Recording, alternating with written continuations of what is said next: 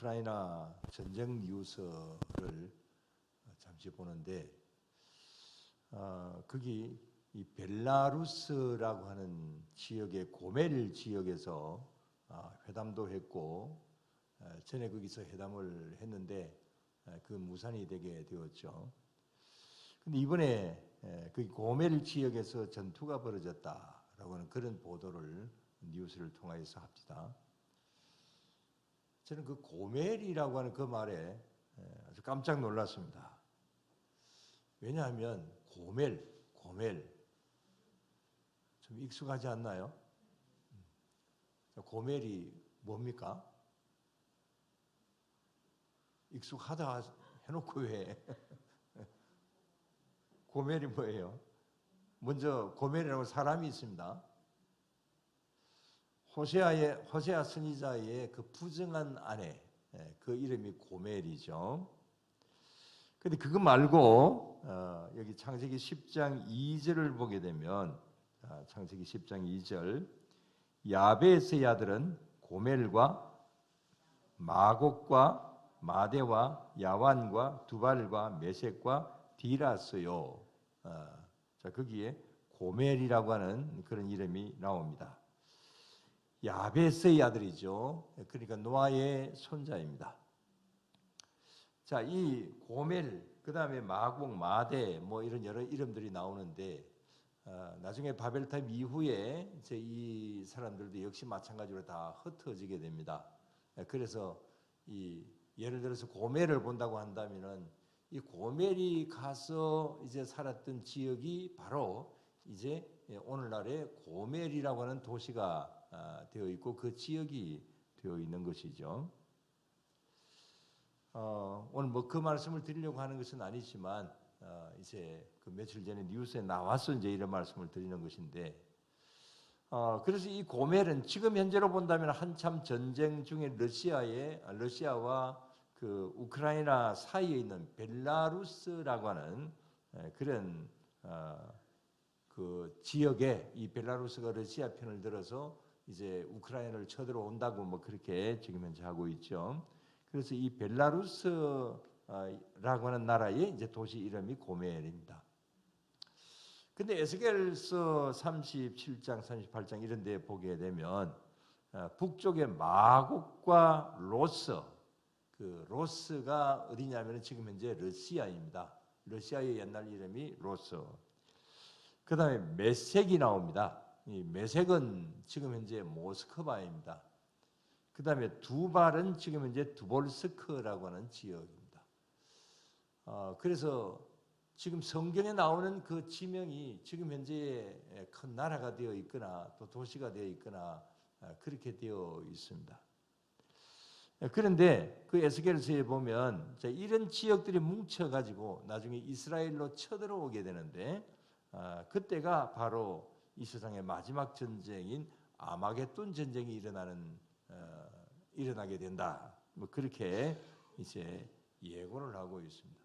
그래서 이 시한부 종말론자들은 지금 현재 뭐 전쟁이 일어나고 이러니까 바로 이 전쟁이 지금 곧 있을 것이다. 뭐 이렇게 이야기를 하는데 뭐 그것까지 믿을 필요는 사실은 없고요. 그런 두려움을 가질 필요는 뭐 없습니다만은 아무튼 여기에 이 고멜을 뭐 생각이 나서 말씀을 드리는 것이고 여기에 이 야베스의 그러니까 노아의 이제 손자들도 역시 마찬가지로 이제 이 지역을 이 노아의 방주에서 내려서 이제 이곳 저곳 또 이렇게 옮겨 다니면서 생활을 하게 되는 것이고 또 이제 11장 지금 현재 말씀을 보고 있는 이 11장의 내용에 오게 되면은 여기 니무롯인지 아닌지는 확실하게 몰라도 여기 이 바벨탑을 쌓고 큰 성을 이렇게 건축을 하게 되는 그런 일들을 하게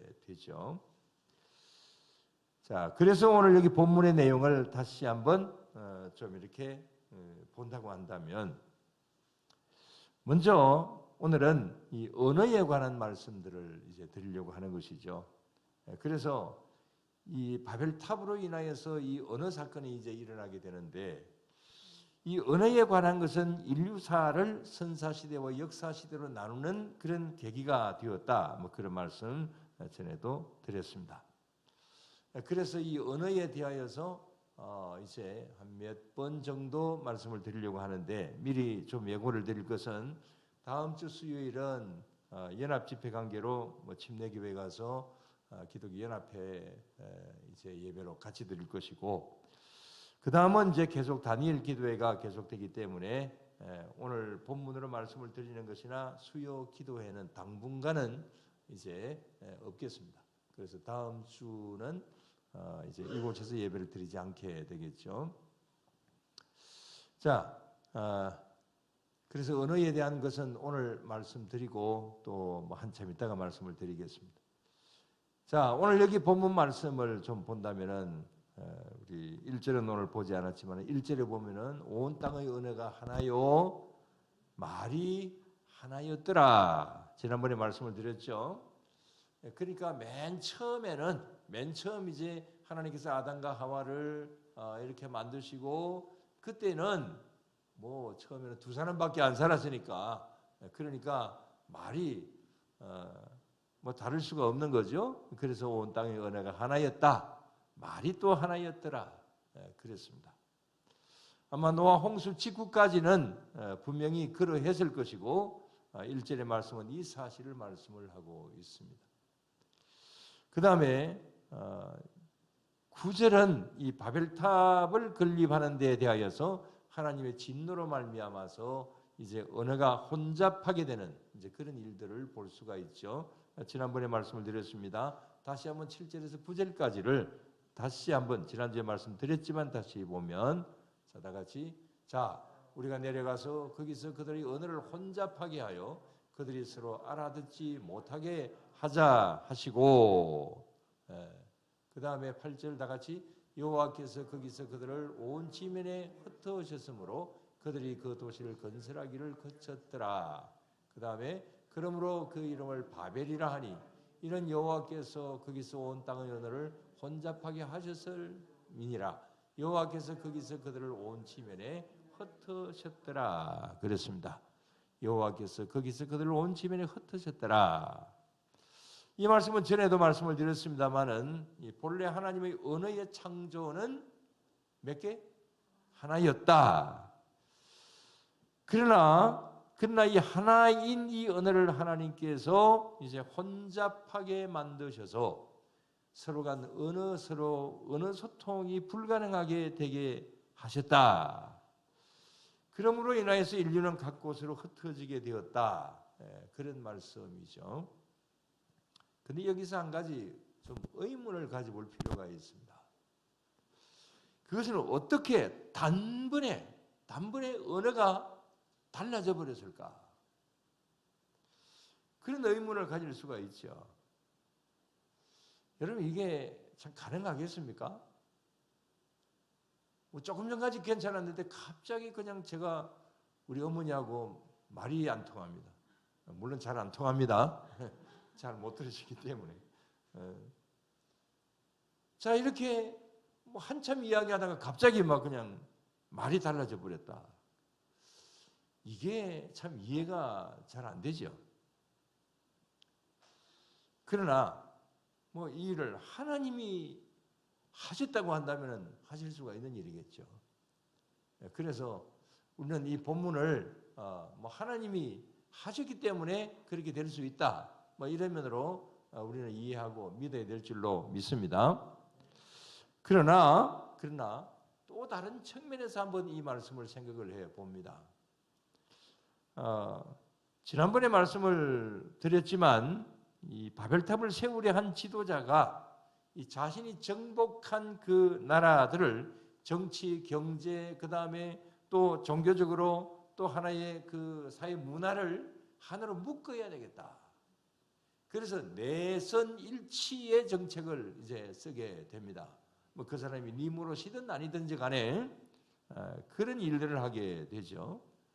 이것은 다른 나라를 정복한 정복자들은 반드시 하는 일이기도 합니다.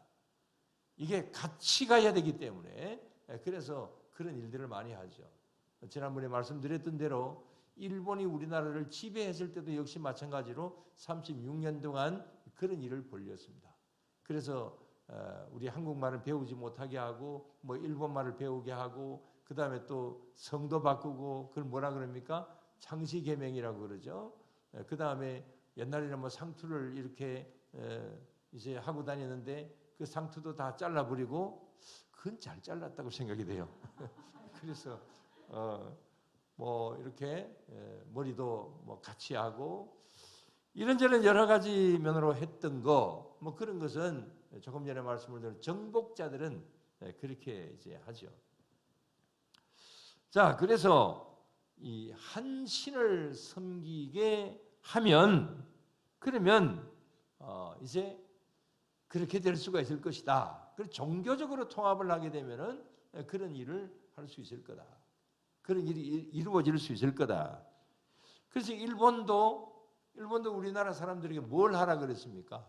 하나의 종교적인 통일을 하기 위해서 신사참배를 하도록 이렇게 했죠. 자, 그러한 일들이 좀 그렇습니다.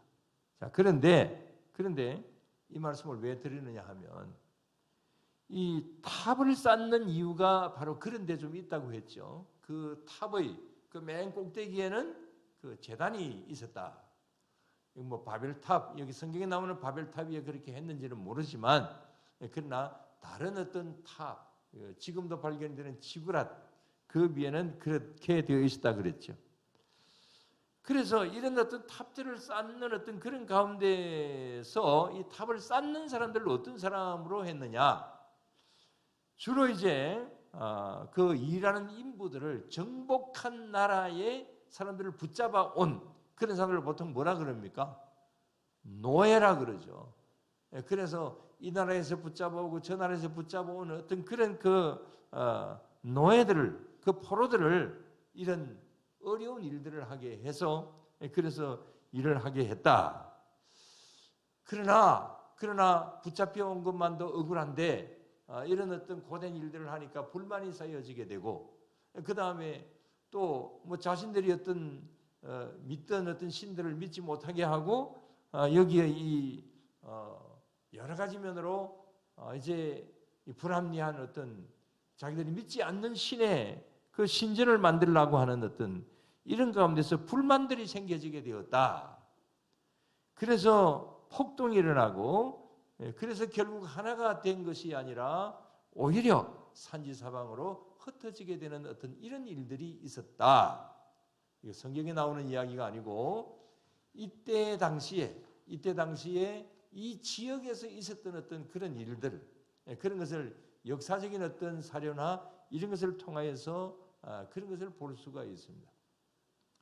그래서 여기 성경에서 탑을 쌓다가 이렇게 흩어졌다 이렇게 되어 있는데 그때 당시 어떤 그 역사적인 배경으로 본다고 한다면 그런 여러 가지 일들로 인하여서 이제 이 폭동이 일어나고 그래서 흩어지게 된 어떤 그런 역사들이 있습니다. 그래서 결국은 흩어지다 보니까 각자의 언어가 더 달라지게 되는 어떤 그런 가운데 있게 되었다. 뭐 이런 어떤 이제 일들이 당시에 있었다고 그렇게 이제 사학자들은 보고 있습니다. 성경에 없는 내용이기 때문에 그저 뭐 참고적으로 생각을 하시면 될 것이고 그래서 오늘 여기 말씀에 나오는 이런 어떤 그 탑을 쌓게 되고 또 흩어지고 그 다음에 언어가 혼잡하고 이런 어떤 비슷한 사건들이 그때 그 당시에 있었다. 이런 면으로 이제 본다고 한다면은 그런 일들이 이런 일들이 있어서 이렇게 기록이 되었나? 이렇게도 이제 생각을 해볼 수도 있습니다. 그러나 그게 성경에 있든지 없든지 간에 성경의 내용을 우리가 믿으면 되는 것이고 중요한 것은 하나님께서 이런 자들의 그 잘못된 시도 그것을 벌을 주시기 위하여서 이렇게 언어를 혼잡하게 만드셨고 또 그 신전의 탑을 만들지 못하게 하신 것이고 사람들이 흩어지게 되었다. 이런 것은 근본적인 어떤 그 정신은 또 그 사건의 맥락은 거의 비슷하다 이렇게 볼 수가 있습니다. 자, 그러면 이런 흩어진 이 언어들은 어떻게 변해져 갔을까? 자, 그런 의미에서 한 가지 질문을 드립니다. 세계에서 가장 뛰어난 언어는 어떤 언어일까요? 어느 나라 말일까요?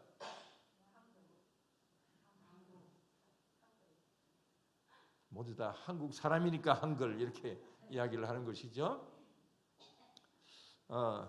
뭐 전에 말씀을 드렸습니다만은 사실은 이 세계에서 가장 뛰어난 언어는 우리 한글이다.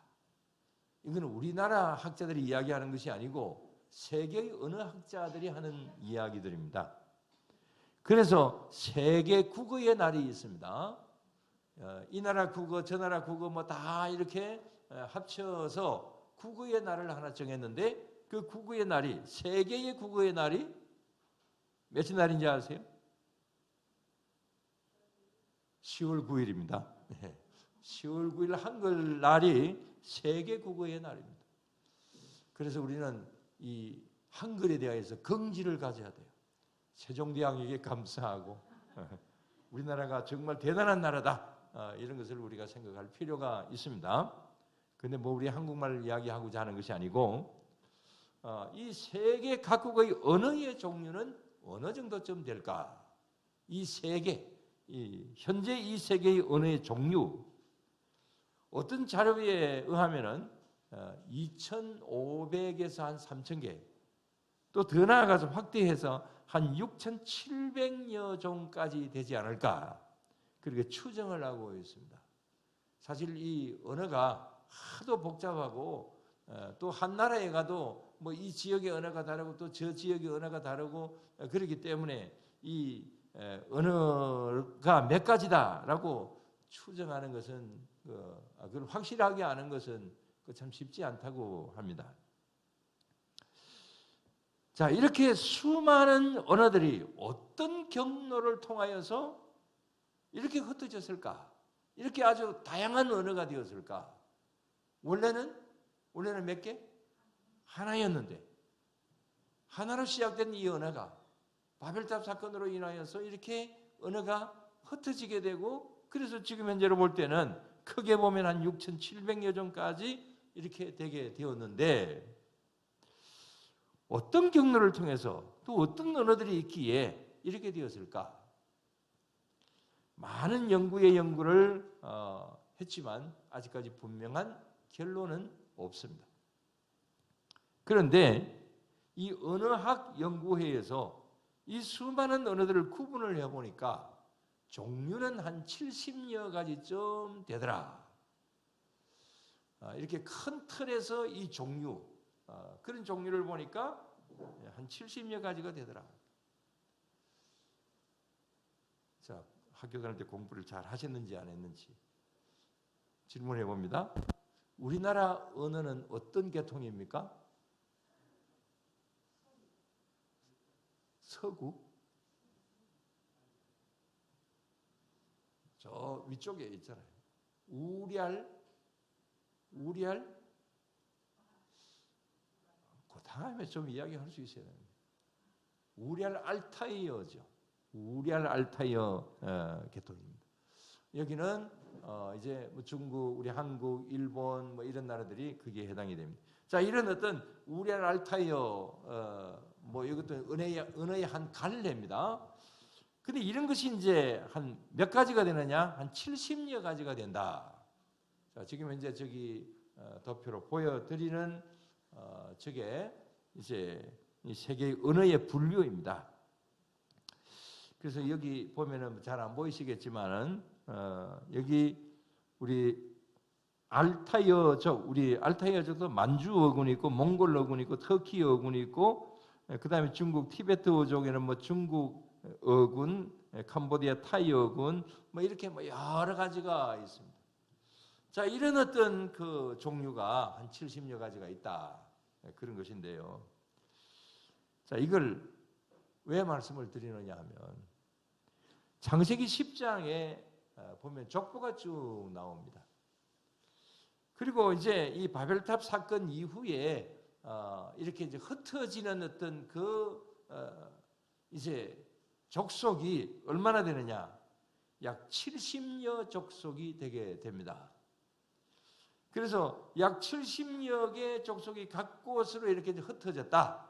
오늘 여기 바벨탑 사건에서는 거기 뭐 나오는 것은 아니지만은 이 흩어졌다 이것만 나오지만 그러나 흩어진 한 족속이 한 70여 족속이 된다. 그러면 이 흩어진 70여 족속이 하나씩의 언어를 가졌다고 한다면 약 70여 가지의 그런 어떤 언어의 유형으로 나타났을 것이다. 이렇게 이 언어학 연구회에서 그렇게 이야기를 하고 있습니다. 성경에 나오는 이야기는 아닙니다. 그러나 이런 면으로 증명을 해간다라고 하는 것은 어떻게 보면은 이 성경에 나오는 내용을 이렇게 이제 이야기하고 있구나 이런 것을 생각을 할 수가 있는 것이죠. 성경을 조명하기 위해서 성경을 증명하기 위해서 어느 학자들이 그걸 연구를 하고 한 것이 사실은 아닙니다. 이렇게 하다 보니까 성경에도 이런 비슷한 것이 있네 이렇게 이야기가 되게 되어서 이런 말씀을 이제 드리는 것이고 또 저런 어떤 자료들 방금 여기 그 자료들은 뭐 성경 학자들이 한 것이 아니고 일반 언어 학자들이 이제 통계를 내어놓고 한 것입니다. 뭐 오늘 여기까지 말씀을 드리겠는데 자 이렇게 수요일 저녁에 뭐 성경 공부하듯이 말씀을 드리는 거 또 그 다음에 또 신학교에서 사실은 제가 가르치는 내용들 중에서 일부를 말씀을 드리는 그런 것이기 때문에 좀 재미가 없을 수도 있습니다. 그 다음에 뭐 꼭 공부하는 형식이기 때문에 가슴에 와닿지 않을 수도 있습니다. 그래도 이런 말씀을 드리는 것은 성경은 역사책은 아니지만 그러나 구체적으로 연구를 하면 할수록 역사적으로도 볼 때도 오류가 없다. 어떤 이런 면으로 이제 볼 수 있기 때문에 그렇습니다. 저는 이런 것을 나름대로 연구하면서 이런 면으로 어떤 책 소개가 나오면 신간이 나오면 뭐 거의 대부분 사서 그것을 이제 봅니다.